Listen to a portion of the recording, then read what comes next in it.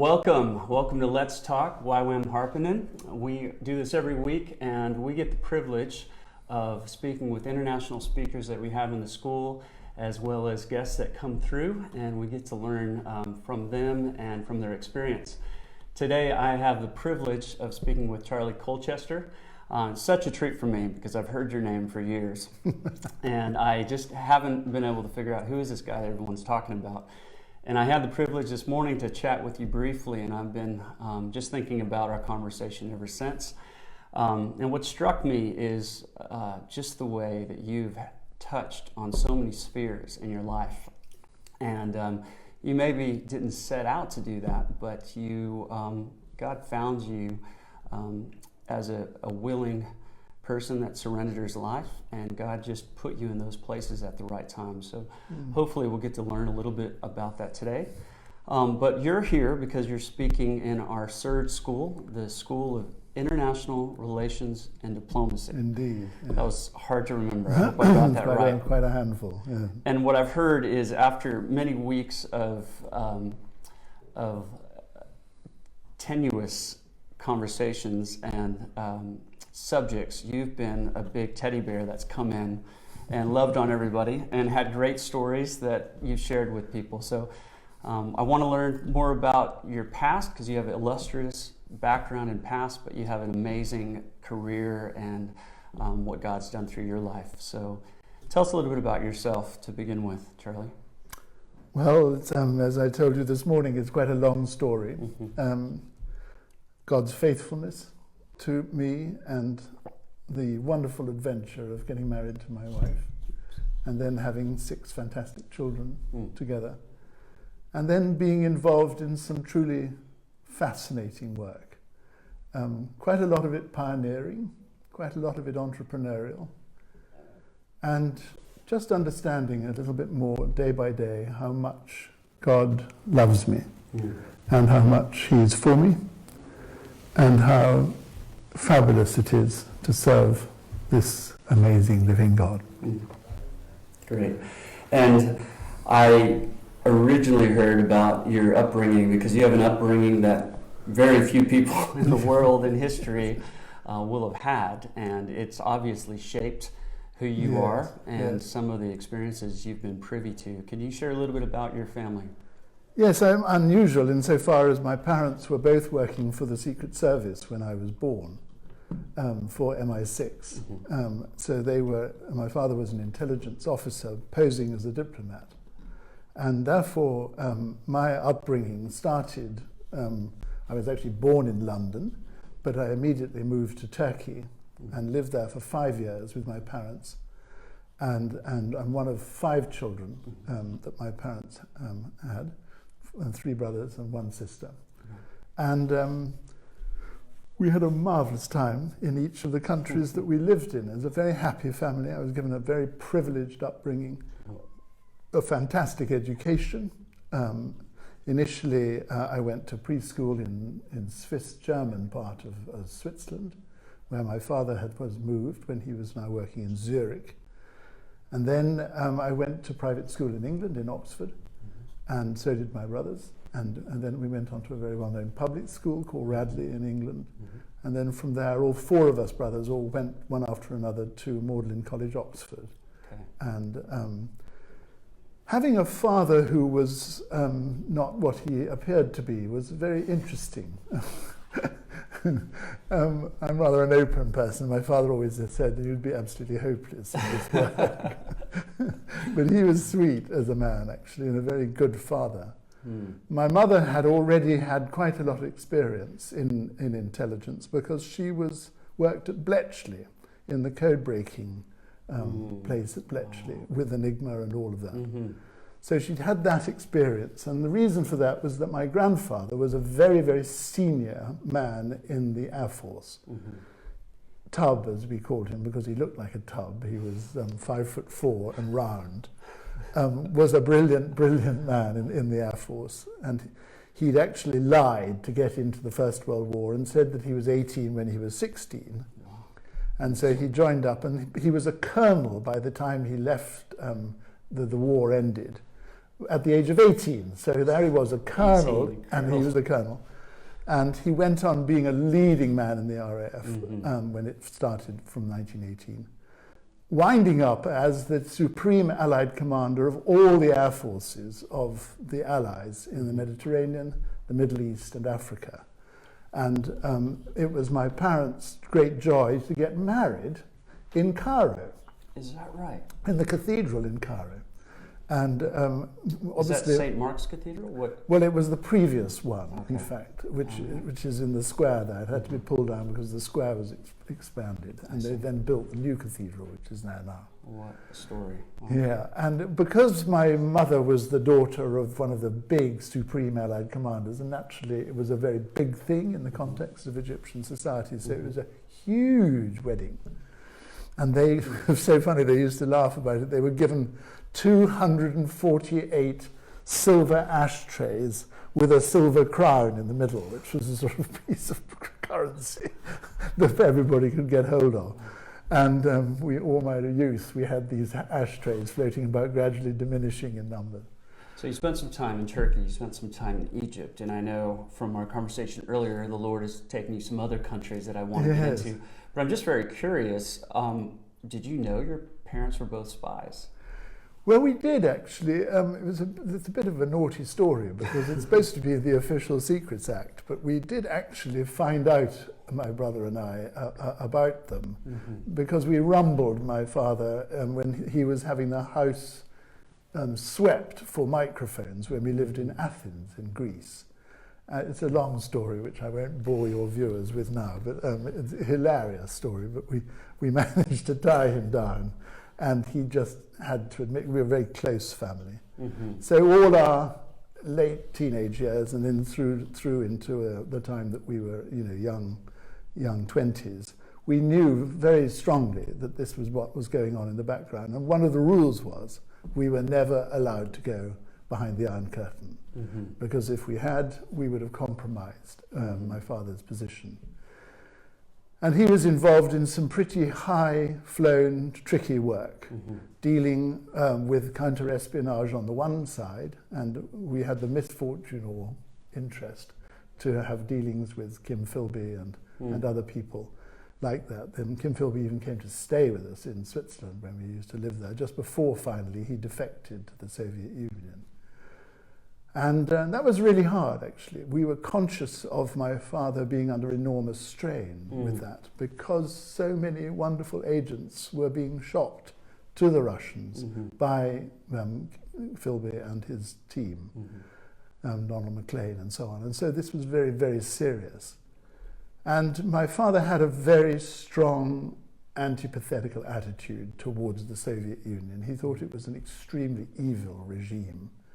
And so it gave him immense dynamism. And he and my wife, and he and my mother, his wife, worked incredibly well together as a close-knit couple with a very happy family in the various diplomatic roles that we had in the various countries that we were in. So we were in Istanbul, as we said. Then we went to Switzerland. Then we went to Greece. And from Greece, we went to Paris in France. And after my education had come to an end, I moved out to Bahrain as my first place to do my first part of my own career. So before we get into that, I know in the Surge you've been speaking about diplomacy and some of your experiences and some of your family's experiences and telling some wonderful stories that the students have really enjoyed. And then I haven't got to hear all of those stories, and I'm going to have to reconnect with you to hear those, hopefully over a long cup of coffee, because I think there's a lot to unpack there. Some people say I ought to write a book, and maybe I will. Should. You really should. That's the first thing that came to mind this morning for me. It would be a shame if you didn't. But you started telling me about your background, your professional experience after college, and I found that really fascinating as well. So why don't we talk about that again? Okay, well, I didn't tell you this morning that when I was at Oxford, I was very interested in what was going on in eastern Turkey and amongst the Kurds there. Because as you know, there's a standoff between the state of Turkey and the Kurdish population in eastern Turkey. And so when I was at Oxford, I went on a long tour all around Turkish Kurdistan with a person who then subsequently went into the Secret Service himself. And so I was very interested actually about what was going on, and we were able to do some quite good work there, which was helpful because it was extremely difficult getting into Turkish Kurdistan. What kind of work was that? Well, it was just really seeing how prepared the Kurds were and what level of arms they had and what was the nature of the drug trafficking that was going on, particularly heroin coming up from Iran and also through Syria in those days. Well, obviously, I was very fascinated by Armenian architecture as well, and so we went to Lake Van and all sorts of places. And so that was a sort of interest. I was doing history and French at Oxford, and therefore these were sort of some of the interests I had. You know. So you did that while you're at Oxford. Yeah. And once you finished Oxford, where did you go from there? What led you to the next step? My father said to me, what are you planning to do now that you're leaving Oxford? Because I'd done absolutely no work at Oxford and had managed to scrape through and get a degree. And so I said, well, I haven't really given it very much thought. So he said, well, I think that it would be a good idea if you went and did some business abroad. So I joined up with a company called Inchcape, whose managing director happened to be my godfather, which was a blessing. And he said, you're just the sort of person that we need in this business, so will you come out and work for us in a trainee executive capacity in Bahrain? And the first job I had to do out there was doing a stock take of tugboat metal in the boiling heat of Bahrain. It's 100% metal. Yes, tugboat metal for the oil industry there. All right. So this was quite a change from my slightly relaxed existence at Oxford. The next minute I was there sweating away in the middle of the Gulf, 100% humidity, 110 degrees. It was just brutal, but a wonderful gearing. And they laughingly called me the best paid coolie in the Gulf. And what, just to have context, what years were these? This was 1972 to 1973. Which was a very, very important time in the history of the Middle East, because as you know, the 73 war took place in October 73. And suddenly there was an explosion of money in the Middle East. All the Arab countries suddenly all the oil producing countries suddenly had a lot of money. Right. And a fellow businessman approached me and said, would I be interested in leaving Gray Mackenzie, which was the company, and joining him in business there. And so we set up a business which we rather grandly called Global Enterprises. Great name. Sounds like something out of a James Bond movie. And it was a great time to be doing business in the Gulf, because we had all the connections into companies in England. We had good connections in that way. You were telling me earlier that a lot of the Middle Eastern countries and Gulf countries, now that they had money, they wanted what the West had. Everything. They wanted hotels, they wanted office blocks, they wanted new roads, they wanted speedboats, they wanted jewelry, they wanted anything money can buy. And I was not a Christian at this stage, by no means. I had been madly in love with my wife at Oxford, but that relationship really wasn't going anywhere. And I could go on about that until you were bored sideways. But she came out and saw me when I was in Bahrain, and then the shock of my life took place. I got a letter from her saying, basically it was goodbye, but I've got the most wonderful news to tell you, that I've met Jesus. And I was horrified. I thought this was the most appalling thing I've ever heard. The people at Oxford who'd been part of what's called OIQ, the Oxford Intercollegiate Christian Union, were the most dreary, boring people I'd ever come across when I was at Oxford. And I just thought, my gosh, what's she doing? What's Serena doing? Getting into really almost getting into bed with the ultimate lover, it seemed like, with my completely worldly eyes. And I was very angry, very broken, very angry. Now, did she call it off? Did she say that was the end of us? That was effectively the end of us. But we adored each other as friends, and so we remained very close friends. But it was very tricky indeed. But she loved me as a man, and she started to pray for me. And she started to send me reading out there. She sent me David Pawson's teaching on Galatians, which I found absolutely fascinating. In it, he draws out 3 principles from Galatians: liberty, license, and legalism. And that was my problem. I hated the legalism of Christianity. Sure. I was living a life of license. And there was this third way, liberty. And it really struck me. So I fought God. I fought God all on my own in Bahrain, making a lot of money, being very successful. And when I got to a point where I made a deal with God, I said, if I can marry Serena and I'm allowed to continue to make lots of money, I'm your man. And you don't make deals with God. It doesn't work like that, I was to find out. Over the next 18 months, he broke me on both of them. It was just straightforward. But the second part of the breaking was very, very painful.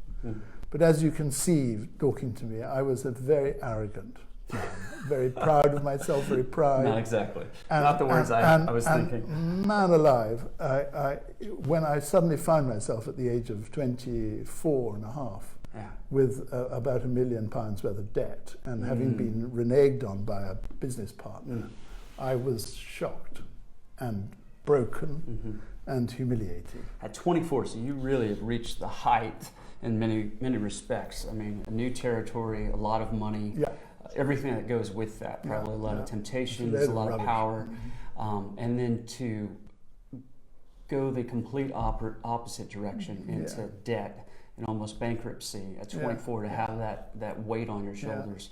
My business partners said, look, you got us into this. This is your man, and he's been useless. You get us out of it. You've got 3 months to try and sort it out, and then you must go. That much money. So I said, okay, I'll see what I can do. I mean, what am I going to do? But by the grace of God, he'd made a mistake, this trickster, and he'd left a whole pile of paintings as a deposit in a bank. And we were able to put an escrow on it and take them, the paintings out, and sold them for exactly what my debt was. So I found myself in November 1975 not engaged to anybody formally. I had wasted 3 years of my life. I'd had £100 in my pocket and a return ticket to London. And I was finished, really. I'd come to the buffers. And so where were you? I was in Bahrain. No, but where were you with your faith at that point? Because I was very, very near to God, was the truth. So that bottoming out helped. Oh, it was push you in that direction. It broke me. And the honest truth is, I think, I mean, on balance and in retrospect, you only can really come to faith when you surrender. It's 100%. You don't do deals with God, and when it comes to it, you give up, and you say, "Okay, you're the Lord, you are God." It helps when you're $1 million in debt. Exactly, and it certainly did. And so then it was a question of paying off this debt, and there was a most wonderful moment, a very moving moment in my life. Sometimes just telling it makes me cry, but I won't now, I think, if I can. When I knelt down in my beautiful old Arabic house in Bahrain. It was a lovely day in November. There was sun coming in through the shutters onto this rather ancient tiled floor of the women's quarters sort of place, Seraglio sort of place.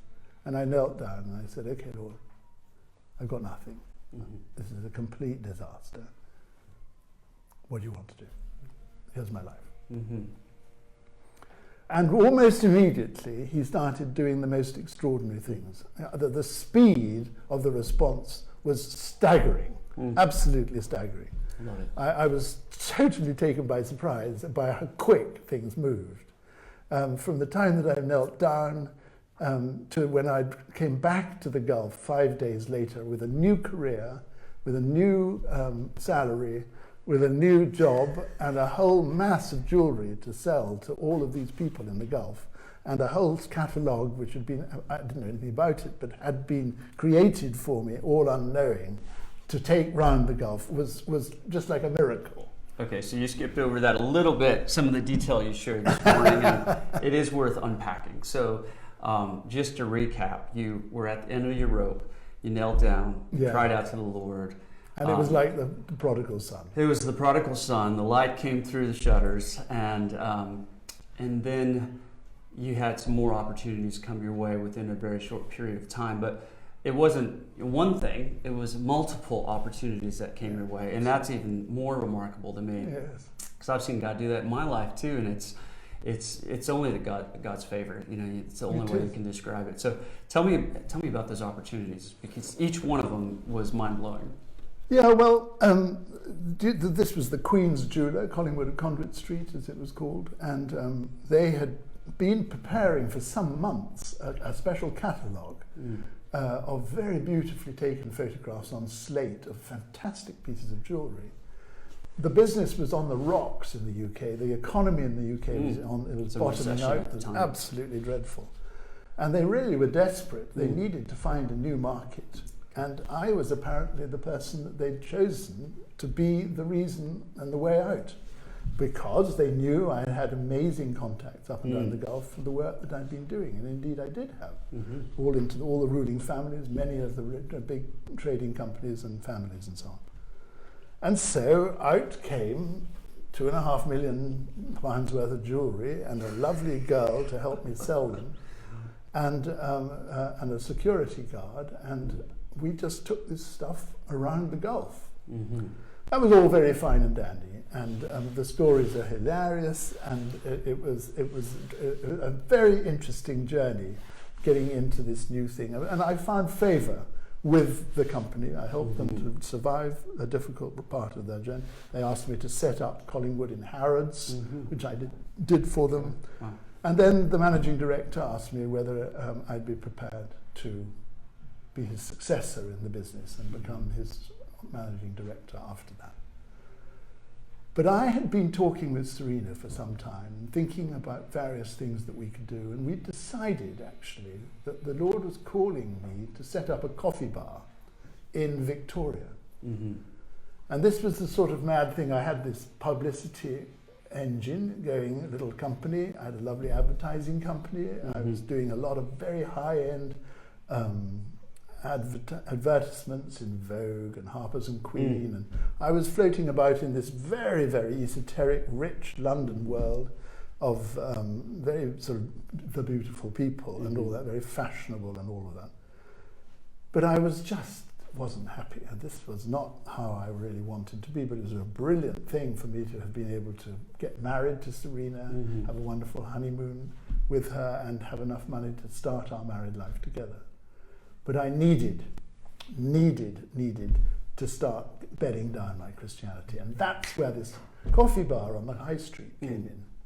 And it was a very interesting moment, because the very second that I took the decision to open the coffee bar, I was bombarded with fantastic offers, really amazing offers, which to drag me away from this apparently mad decision to set up a coffee bar. But what had fascinated me, John, about the coffee bar idea was something to do with marketing as a Christian, because it seemed to me that one of the challenges of the church was, how were we going to get it out from behind the closed doors and the closed facades onto the high street? Because that's where the people were. Right. And how can the body of Christ serve the people if it was always inside buildings which were like redoubts? So that there was a challenge there. Now, of course, with all the teaching which particularly you and WWII are doing, and the spheres and the responsibility and so on, it's absolutely par for the course, but it was really very unusual. You were ahead of your time. And that was a long time ago. And so we set up the well, and we had tens of thousands of people came through. We were counselling thousands of people all the time, all the travelling public. This was across the street from Victoria Station? Victoria Coach Station. Okay. So what do the travelling public need? They're tired, they're carrying luggage, they've got children who are waiting, they need to be fed something, they need to buy a present for something, and they need to read something. So what do? If you're wanting to bring Christ to them, you provide somewhere where they can rest, you can talk to them, you can witness to them, you can suggest some really helpful books instead of rubbish, they can buy some useful toys which are well made and so on and so forth, and you can give them a meal. And we had little tables and a card on it which said, this is a Christian place. We're here. If you feel lonely, sad, depressed, want somebody just to spend some time with you, please ask us. We'd love to spend time. And people took you up on that? Hundreds of thousands of people took us. It was an incredible place. Went on for 25 years, about 200,000 people a year coming through the well. It was just a wonderful, and wonderful... it spurred on other works. And we then were... I was fascinated by this because this was such a clever idea. It obviously seemed to work, good old God. So I set up a thing called the Initiatives Project Trust. And we then proceeded to have conferences around the country, and we got in touch with church leaders and encouraged them what we call the church on the high street. Do the church on the high street. How are you serving your local community? Great. Any ideas you have?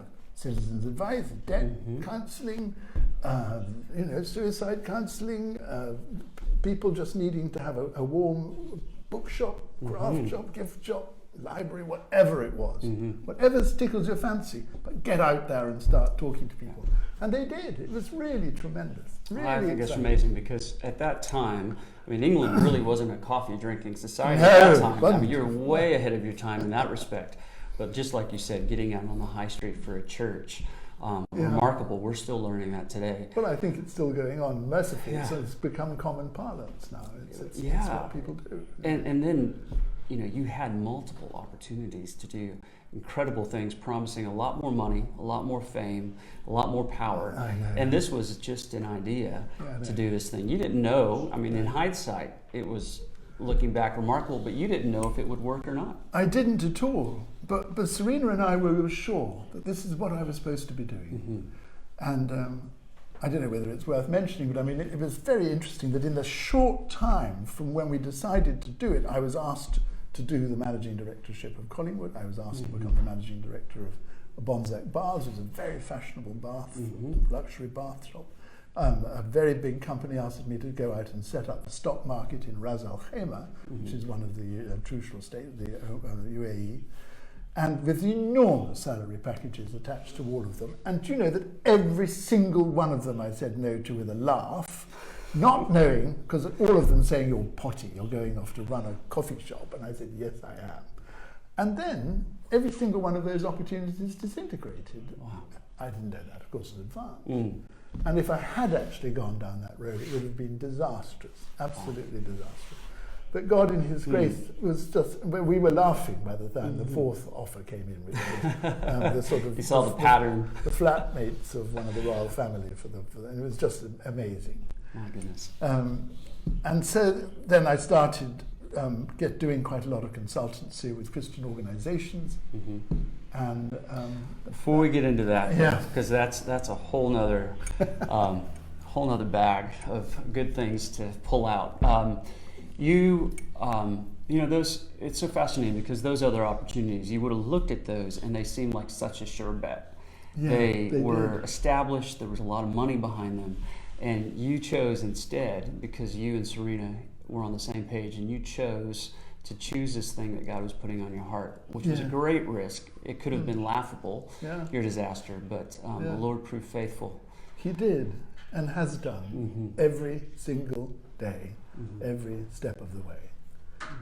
And that's a testimony of now nearly 50 years.